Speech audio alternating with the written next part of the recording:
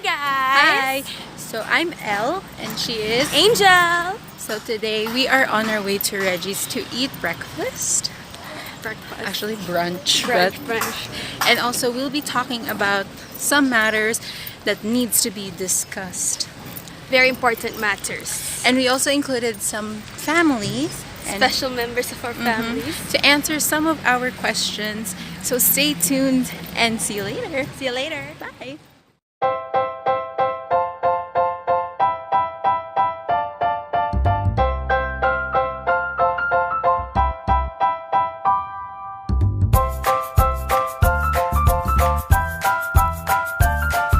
Guys, we're back.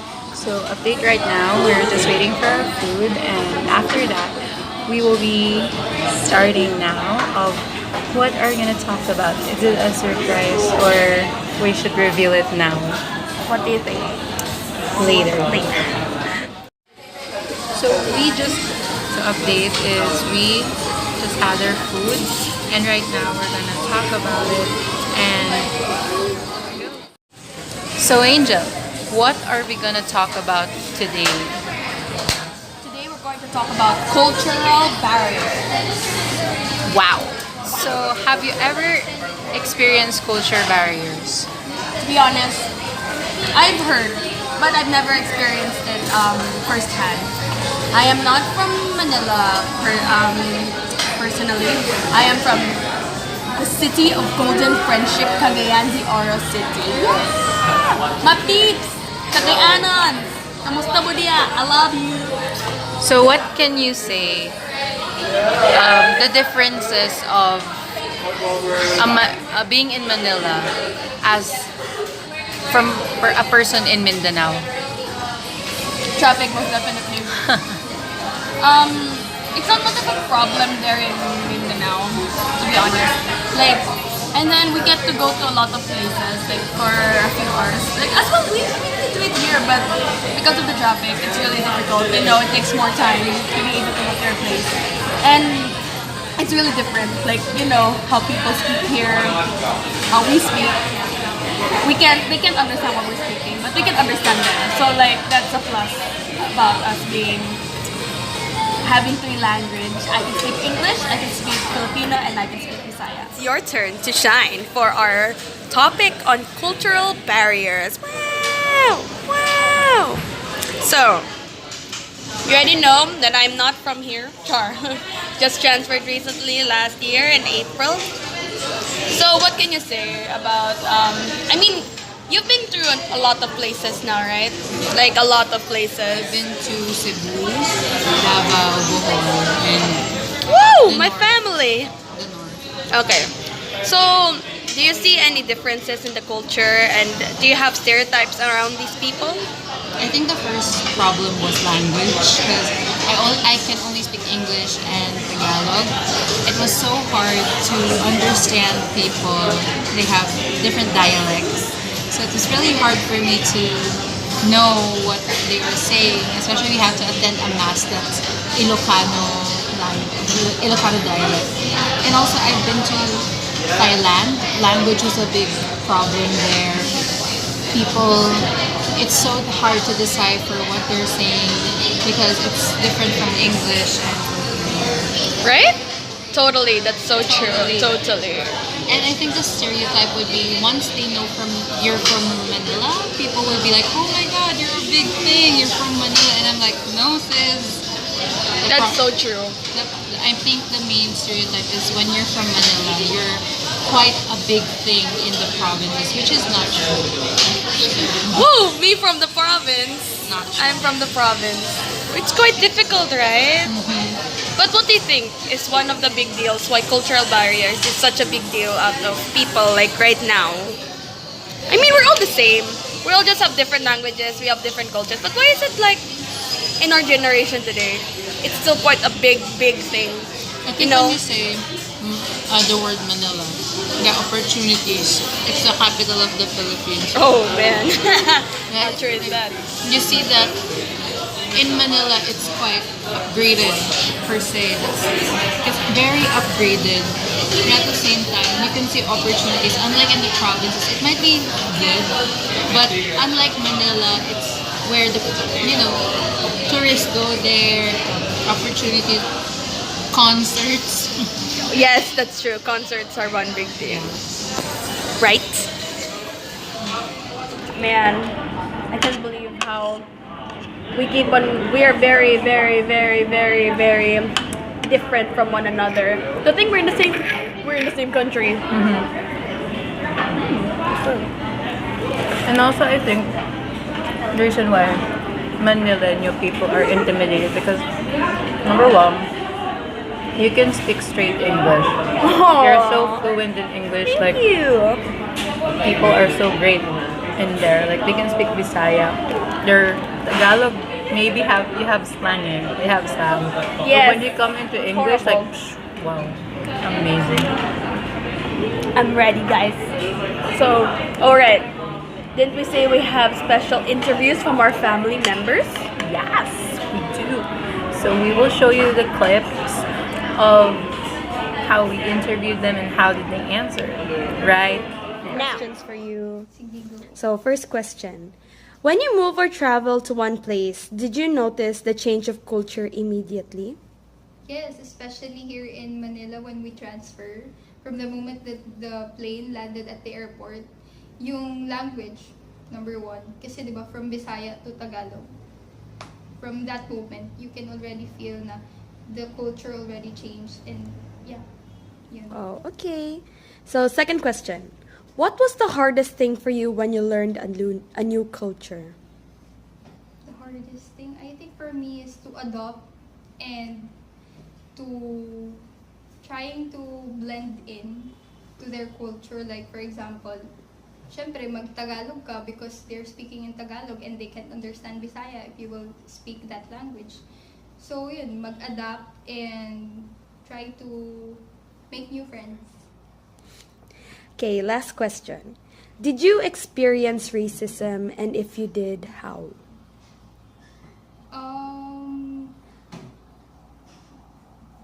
Some kind of ana siya sa, especially in my work when I had my first month, and whenever my workmates will ask me regarding what's my province, kung saan ko galing, and then I will tell them from Cagayan de Oro, and then they will say, oh, Bisaya ka pala.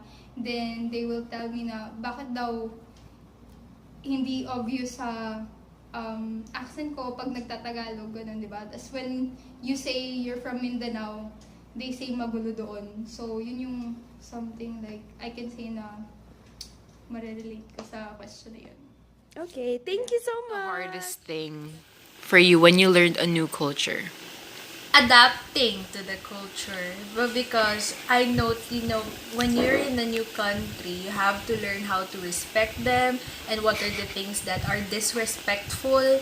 And then, so you really need to have intense research before going to a country because you're there, you're the tourist, you're the one who needs to support, or you're the one who needs to adjust to their culture, and that's, I think, one of the most difficult thing. And definitely it's the language, because not everyone can speak good English, or not everyone can actually speak English. So I think that's difficult because English is the universal language. So there's a gap between a foreigner and the locals because they cannot communicate well. So I think that's one of the most difficult things that I experienced. You've traveled to Vietnam, right? Yeah. What was the first thing you noticed about their culture? Like, did you notice some change?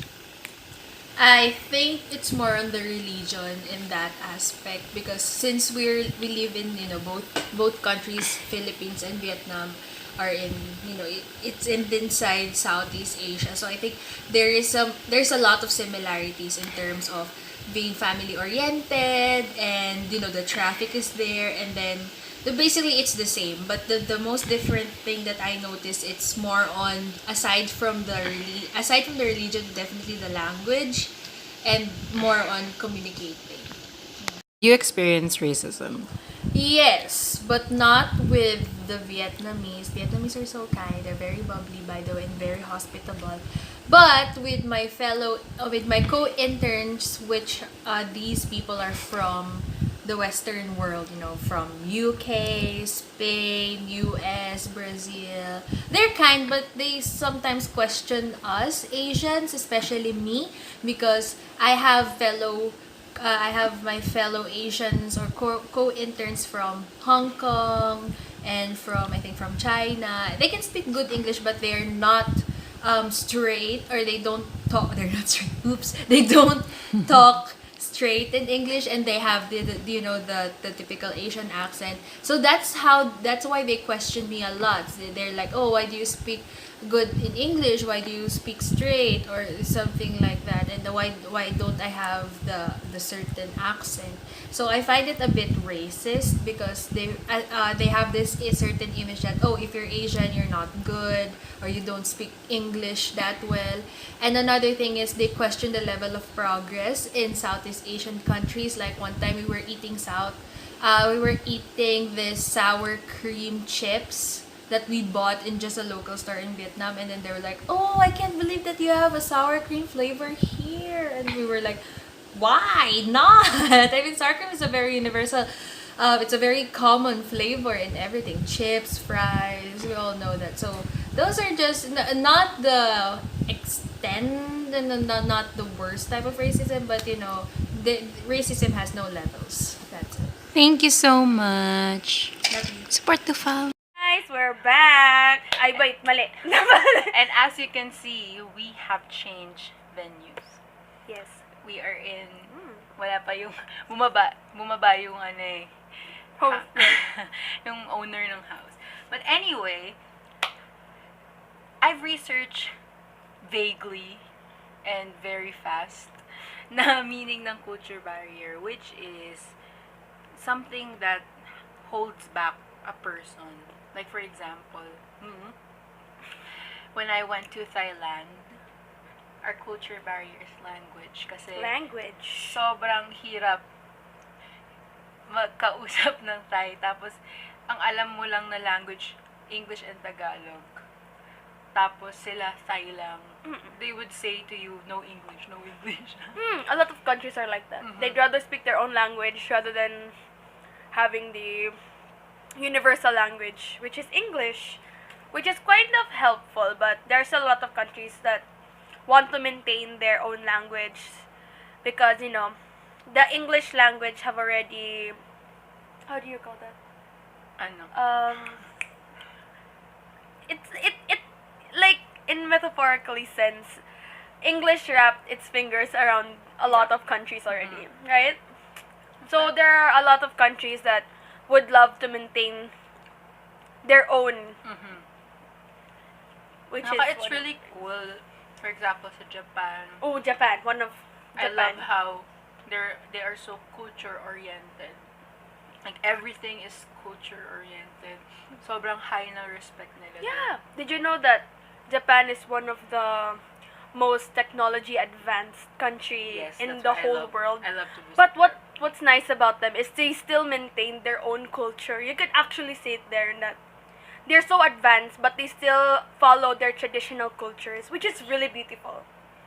And also, because of those culture barriers, there might be experiencing racism.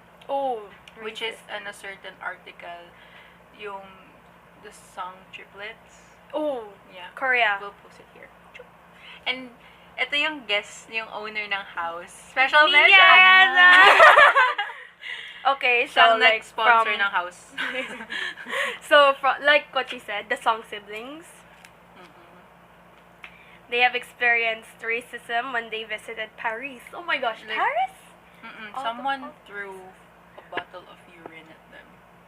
Pasintabi sa kumakain. Yeah, like they're still babies technically. To think people would do that to them. So like, to think in our generation now, a lot of things are already better, right? And that we aren't like what we were before, but I still can't believe that people are still being racist. I research vaguely uli. In Greece pala, if you say no, you have to nod.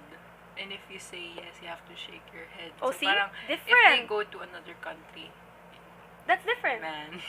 If we nod, we mean yes. If we shake our head, we mean no. Which is quite the opposite. That's what you said in Greece. Saka yung my friend, she was, taga Kuwait siya. Hi, Jen. Pag yung meaning daw nito doon is wait. Then, di ba, in the Philippines, if you say this, kotong ka. Oh, really? Wait, Yeah. you know what we mean? What? F you. Oh my God! See, different. Listen, I mean, probably it's slang for Bisaya people. Whenever someone does this, they mean F. Scary. For friends, probably. Friends do that, yeah. When her classmate said this, she thought she means to wait. Or when she looked at it, nakotong siya. Ooh. Yeah. See? It's why it's really, we should talk about this more, guys. What do you think? So, that is the end of our Let me eat. travels. We walked a long way, guys. We went to 3 venues, our school, Reggie's, and now here at our friend's house. Hello. So, spread love, make friends, yay to globalization. Yay! And And always remember, always be open with all the cultures around the world because everyone is different. put yourself in somebody's shoes and understand them so much. And save thy bingsu! Save thy bingsu!